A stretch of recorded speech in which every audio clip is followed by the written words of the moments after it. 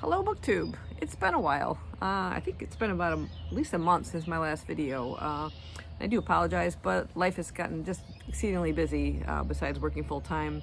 My mom has needed a lot more help as she's gotten older around the house, so I'm finding myself quite busy just taking care of her general needs. So I also was having trouble getting into the latest books I've been reading. I don't know if it's just because my mind's been preoccupied or just the reading material that I just wasn't connecting with at the time. One of those was Death by Chocolate Frosted Donut by Sarah Graves.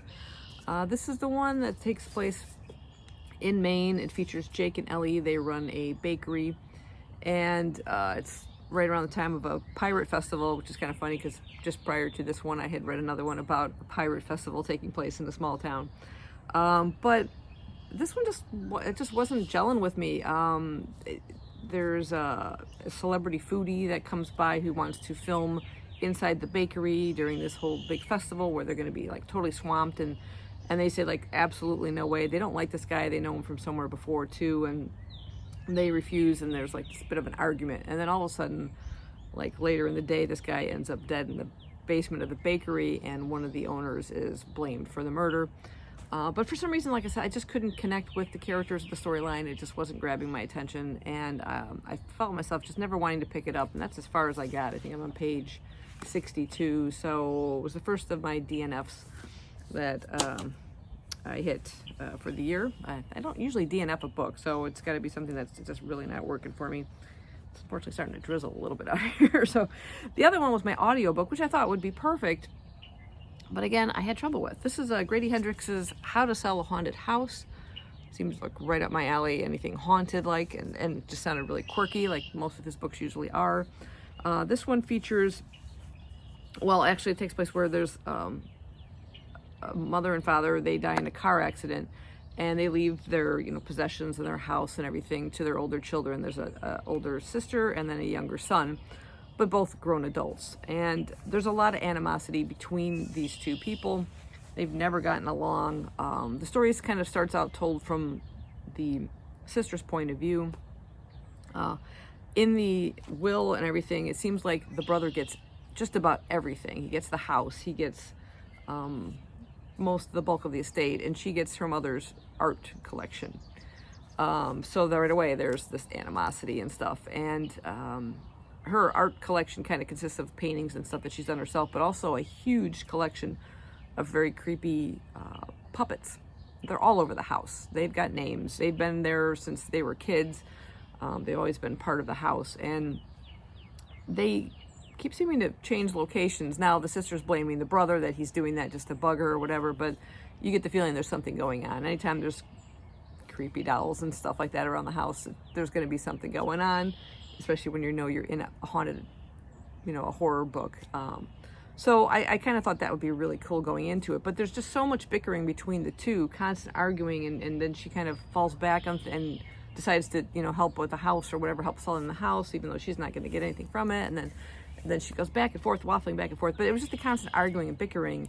But then something's kind of revealed about an event that took place in the past between them that I thought, ooh, that sounds pretty good, And then all of a sudden it abruptly switches perspective, and now you're getting the son's point of view of events that took place. And again, I lost interest, and I just couldn't get myself back into it. This one I feel like is something I might eventually go back to and continue the story, just because of, like I said, that little surprising kind of revelation about an event that took place back in the past. Maybe it'll draw me back into it. But for now, I just kind of had to pass on it and move on to something else. So I chose a new audiobook, and this was The Lighthouse Witches by C.J. Cook. This one worked pretty good for me. You do really have to pay attention as you're listening or reading it, because there's a lot of shifts in time from the past to the present through recollections and memories. And we follow Liv. She's a single mom of 3 kids. The oldest is Sapphire, then Luna, and then Clover's the youngest. And she's hired to paint a mural in a lighthouse, and while she's there, something happens and her oldest and youngest child disappear. She comes to learn that there's a cavern beneath the lighthouse where apparently way back in the day witches were tried and executed and stuff, and they've cursed the village. There's urban legends and stuff about wildlings. These are supernatural beings that mimic humans. They will appear completely human. They'll take the personality of someone who has gone missing and suddenly they return, but they are extremely dangerous. They could like wipe out entire families, and so she's told about this and stuff, and so then we shift perspectives in time, and we're following Luna, the middle child, who has lost her two siblings. They've disappeared. Her mom also had disappeared at one point, and she just kind of was left alone in the woods, and her life has proceeded, and she's kind of always wondered what happened to them. She's always continued to look for her sisters, and suddenly she gets news that her youngest sister Clover has been found after some 20 years, and she's just ecstatic, and she rushes off to go meet her, and is shocked to find out that, yeah, it's her younger sister Clover, but she's the same age as when she disappeared. She's still a small child, so something's going on. And then she starts to remember these urban legends, and has to kind of return back and uncover what is all this mystery, what's going on. And it like I said, there's a lot of shifting back and forth with this time, and just trying to follow the various events in each of these timelines and stuff. But it was a very intriguing story. I really enjoyed it. It really held my attention. It was just what I needed after the other two that kind of just didn't work for me. So that's basically all I finished, is the one book, The Lighthouse Witches. Right now I am currently reading a physical, well, ebook I should say. This is Underneath by Robbie Dorman. And again, it's kind of hard to see. I don't have, like I said, a physical copy, but it's another horror book. We are following a trained medic named Mary Jensen. She's been hired kind of at last minute to go work in Antarctica at a research station, where they are suddenly in need of a medic because their previous one sort of just walked off onto the ice and froze to death. It could be the isolation, just the extreme conditions and things, that maybe the guy kind of lost it and just walked out, and so they definitely need somebody present because they're so isolated. They have to have somebody who's a medic on hand. And their mission there is to dig really deep. With global warming, it's kind of allowed them to be able to dig further into the grounds of Antarctica. And there's apparently they've sensed or picked up on some kind of elementary particle that Dr. Schuler, the guy who's in charge of the research station, thinks is like the key to, human evolution for whatever reason. It's kind of just basically touched upon, but he's very driven. He's driven his crew, maybe pushed them a little too far, and when Mary arrives there, she can kind of see that he's very obsessed, and he's kind of gotten the crew kind of going along there, but various things start to turn up where people are getting hurt or starting to have hallucinations and things. She herself is starting to experience some weird things, and it's getting dark. something has possibly been released, and in order to survive, she's going to have to find out what's going on to protect the rest of the crew. So I'm still not finished with that one. But I am enjoying it. It's definitely holding my attention, and it's starting to drizzle a little bit more, so we're going to pick up the pace of it. Anyway, the only other book that I'm currently into right now is an audiobook. It's my new audiobook. Cleaning off the screen here. This is Into This River I Drown by T.J. Klune. I have an interesting picture of a guy floating in water with hands reaching up to him.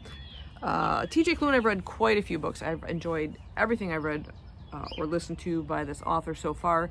This one, I'm not sure, came out around 2014. It says it won the Lambda Literary Award winner for Best Gay Romance. And this one definitely has a lot of, I have to say, religious overtones to it.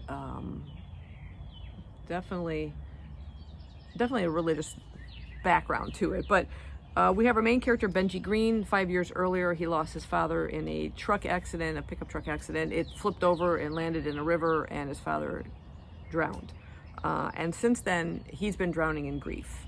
He's not been able to let go. He feels that there's some other event that caused the accident, that it wasn't just a simple accident, that maybe someone drove him off the road or something. He suspects something. And he just won't let go. And he's basically, as it describes in the description here in Goodreads, he's struggling to keep his head above water. He's running his father's convenience store. In the meantime, there's a questionable sheriff who keeps coming around and kind of giving him a lot of grief, you know, always questioning, what are you doing, where are you going, what, you know, it's like, what's his game? I'm kind of wondering. But he starts to have all these weird waking visions, things about feathers, the color blue. And then one day he sees this bright light and something falls to the ground, and he follows it. And when he arrives at this location, thinking maybe it's a meteor or something, he sees a person lying there, and there's an imprint of wings on the ground. And it's this mysterious character named Khalil, who you come to learn more about as the story progresses. But I am enjoying it. It's very beautifully written. All of his books so far I've really enjoyed. Drying off my iPad right now. But yeah, so far these two books are both working really well for me. I'm really engaged. I'm getting back into the flow of reading, trying to just find the time, basically. Wish I would have filmed this yesterday because it was beautiful and sunny out and everything, and now I've got drizzle. But maybe my cactus will enjoy a little bit of fresh rain. It's been inside all winter long. I bounced back last summer rather, so I'm hoping it will again. But anyway, hope you guys are reading something good. If there's anything you'd like to recommend to me, let me know down below. Anything you'd like to see in a video. I'm hoping to film more, like I said, at least outside too. I got this interesting new tripod, which is nice, so I can kind of maneuver around a little bit and film a few different locations. So anyway, thanks for watching. Thanks for sticking with the channel if you're still here, and if you're new, welcome. I'm into all sorts of reading, manga, you know, graphic novels, literary fiction, classics, mysteries, horror, love horror. So yeah, thanks for watching again, and I'm gonna go inside and dry off. Bye-bye.